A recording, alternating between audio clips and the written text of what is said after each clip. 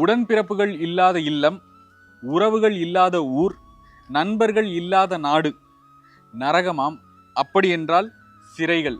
So எவ்வளோ பெயின்ஃபுல்லான ஒரு line இது. ஸோ அந்த லைனை வந்து நீங்கள் சும்மாவே அது பாருங்களேன். ஸோ நமக்கு வந்து அந்த ஊரில் அந்த இடத்துல நமக்கு சொந்தமில்லாத ஒருத்தவங்களே வந்து அது வந்து நரகன்றாங்க. ஆனால் சிறைச்சாலையை வந்து நீங்கள் எப்படி வந்து சொல்லுவீங்கன்னு சொல்லி அந்த அதிகாரம் அரண்மனையில் அவதரித்தவர்களையே அரவணைத்து அபாயமளிக்கும். சதிக்குற்றம் சாட்டப்பட்டு முதுகுகளில் முத்திரை குத்தப்படவே சாதாரண வீடுகளில் பிறந்தவர்கள் நடமாட அனுமதிக்கப்படுகிறார்கள். அதாவது இப்போ பணக்காரங்களா இருக்கிறவங்க என்ன தப்பு பண்ணாலும் அதிகாரத்தில் இருக்கிறவங்க அதில் வந்து காப்பாற்றி விடுறாங்க. ஆனால் இந்த சதி குற்றம் செய்கிற இந்த மாதிரி முத்திரை குத்தவே வந்து இவன் கெட்டவன் முத்திரை குத்தி சட்டத்துக்கு கீழே உட்கார வைக்கவே வந்து சாதாரண மக்கள் பயன்படுத்தப்படுகிறார்கள் அப்படின்றத வந்து சொன்னாங்க. ஸோ இந்த படத்தையும் ஒரு சீன் இருக்கும். ஸோ அந்த சீன் வந்து இது இந்த கவிதை வரிகளுக்கு ஒப்பாக இருக்கும். சிறை சட்டத்தின் வட்டத்திற்குள் சிக்கிக்கொண்டு சீரழியாமல் இருப்பதற்கான என்னுடைய போராட்ட வடிவமே மௌனம். ஸோ நாயகன் வந்து படத்துல வந்து பல இடங்கள்ல மௌனமாவே இருப்பாரு. ஏன்னா அந்த சிறைச்சாலையுடைய அனுபவம் அந்த நாயகன் வந்து நம்ம அமைதியாவே இருப்போம் அப்படின்ற மாதிரி வந்து அவங்க வந்து கொண்டு போவாங்க. ஒரு கட்டத்துக்கு மேலதான் அந்த மௌனம் உடைக்கப்படும்.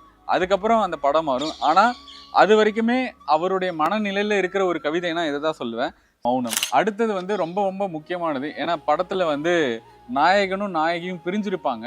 ஸோ அப்போ வந்து நாயகன் வந்து அவன் மனசுக்குள்ள நினைச்சுக்கிட்டு இருக்கிற ஒரு விஷயம் இதுல கவிதையா வரும்.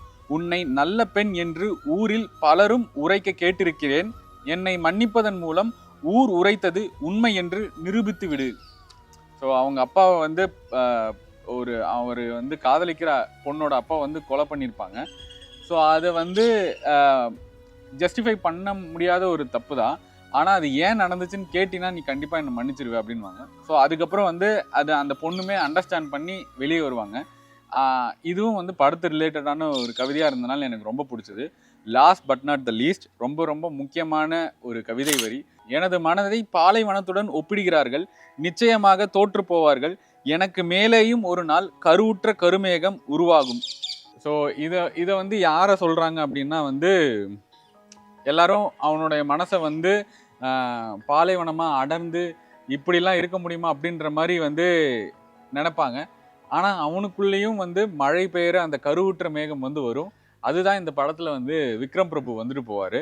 அண்டு அதுக்கப்புறம் படத்தில் நிறைய மாற்றம் நடக்கும். ஸோ இந்த கவிதைகள் எல்லாமே வந்து தேனி பதிப்பகம்ல இருக்கும்.